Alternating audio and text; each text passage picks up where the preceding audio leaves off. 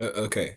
So this is a little bit rushed, but since I don't have much time since I'm leaving for vacation, but I want to show people how to actually make speedcore because the last time I did this, it was horrible and it looked like and sounded like absolute dog water. So, um, first thing I should probably get into is the kick is the most important part of speedcore, and it mainly consists of like two integral parts, which are the punch and the tail. And when they come together, they sound something like,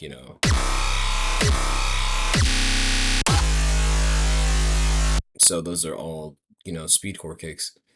And you put them into some sort of sampler of choice. I use Nimblekick, very good plugin. It's like $30 if you have the money, go buy it. Very useful. Uh, and then you make a you can.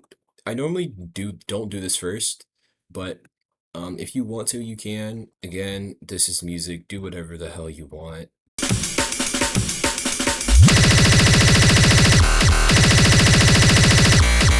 This is my song Asterisk, by the way. You can go listen to it. It's on this channel. Uh so I start out here with the melodic element. Oh, and also this is in 7/4. Again, do whatever you want with this. This is your time to shine.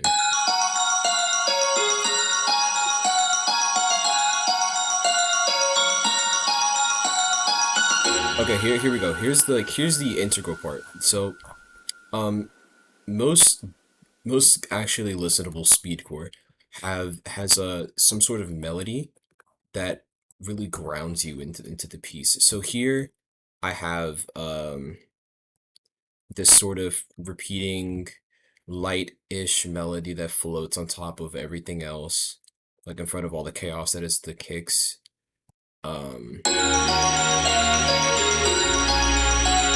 If you're wondering what it is, it's a glockenspiel.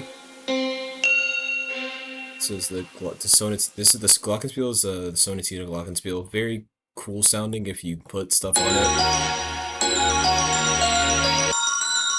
So I have this chain on everything. It's just some OTT, chorus, reverb, and then I cut out the lows. And it's pretty easy to do. And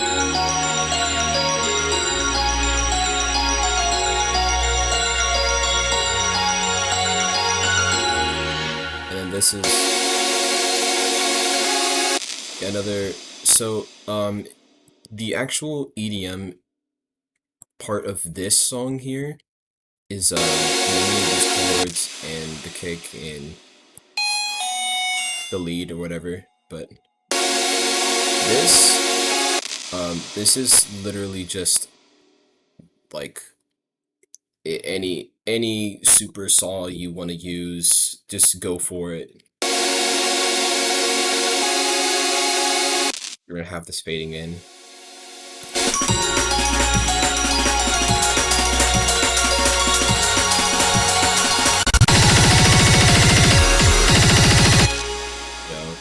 That's there. Another thing, be interesting with your actual song. Like create variation. So here I have a hi-hat loop that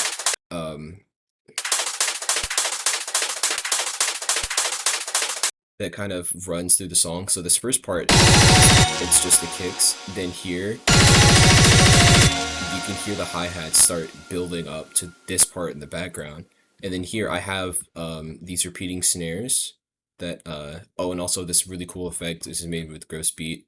Very useful plugin.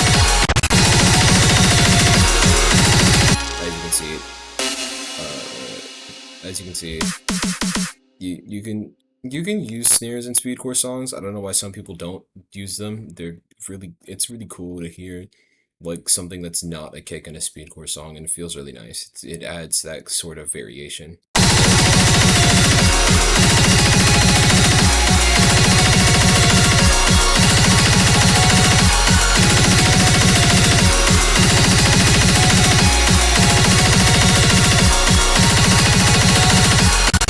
Again, create a few effects. And again, be sure to have different sections. So here, what I kind of did is I took the top part of the melody and I replaced this bottom part with a different progression, and it makes it adds more variation and more colorfulness to the actual composition of the song. And again, um, I am a firm believer that the composition and arrangement makes the song, not the technique. I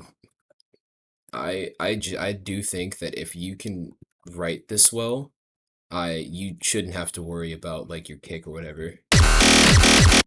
But the kicks is also important, but I would focus more on the actual songwriting part because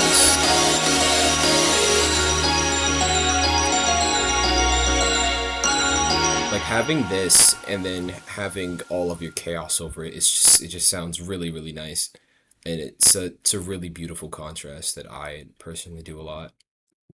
Um, Another part of speedcore is a lot of speedcore songs have an aiming break. You can choose to chop this however you want. I have two different breaks in the song. So these are two different breaks. This one has effects on it, this one doesn't.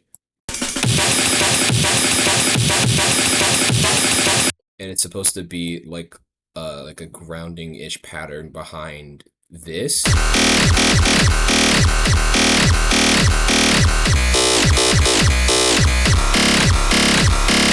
I may or may not go over the method you use to make the extra tone-ish sounding kick sound in key.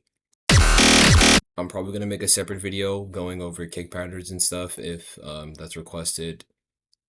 Let me know if you want me to do that. I mean, there's not much else to it. I mean, you add your impacts.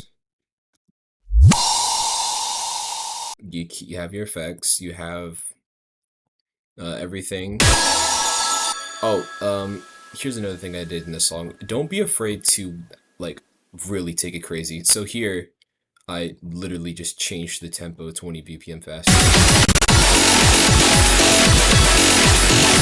and then brought it up the key.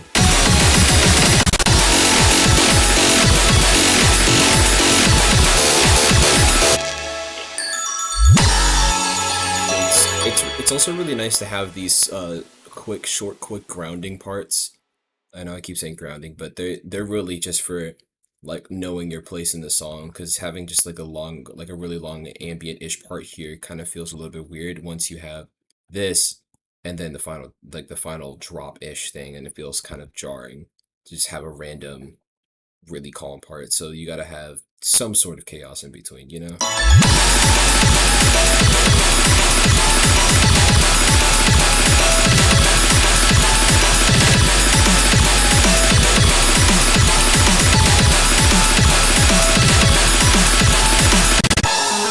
And then here, another cool integral part of songwriting.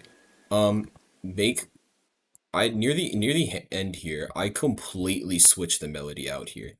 So instead of I completely switched it out for this, which is really cool. I'm so glad I wrote this.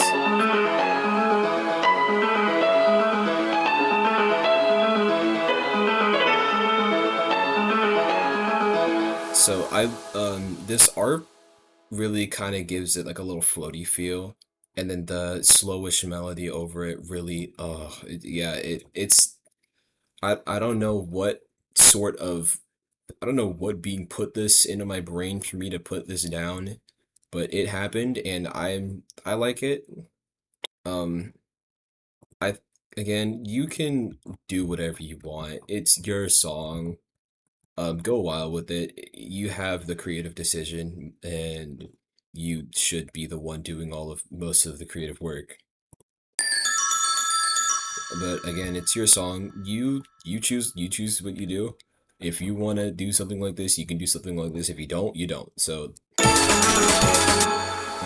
talk. I'm gonna talk this last part here. So for this last part, I basically just kind of brought everything back. Oh, fun fact, this track is really small. It's 14 tracks, not including this. It's 14 tracks including the automation clips that aren't with the MIDI track. So it's really like 12. So yeah, it's not hard to make speedcore. It's just to make it right, you do have to pay attention to the little things, but it's not some super hard process. At the same time, it's not super quick either.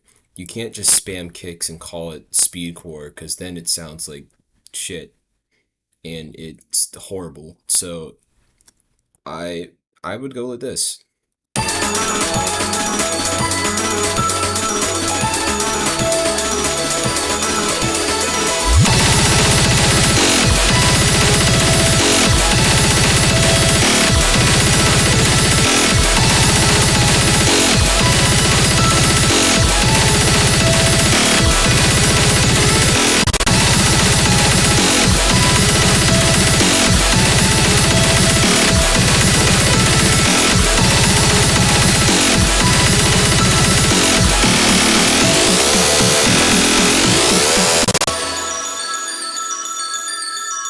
Oh yeah, you can have like some sort of super climactic ending that's super fast. Um, I know a lot of songs do it, but I think it's really cool.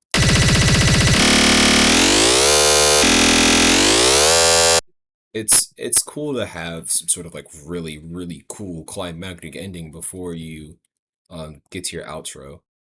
And it makes it feel like, whoa, what just happened? Oh wait, it's ending. Okay. Like you can feel the ending there, and then it comes back down.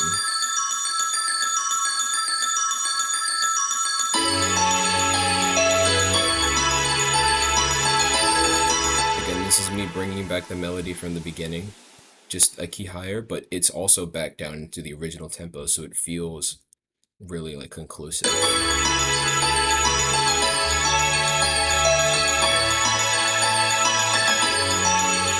Because for this song, I really wanted to feel like there was a general motif going around the whole song, and bringing back that first melody at the end of the song, but just pitched up, but at the original tempo, I think it brings like a really good sense of finality.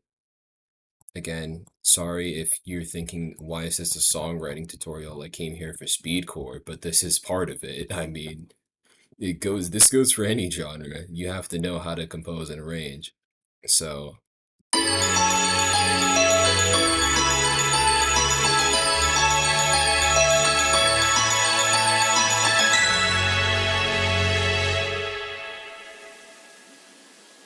that that's pretty much it. Uh Thank you if you got to the end of this. Sorry you had to sit through that long, boring snore fest, but yeah, that is how you make speedcore. Go ahead, go make your own speedcore songs. I want to hear them. Go do it. Okay, bye.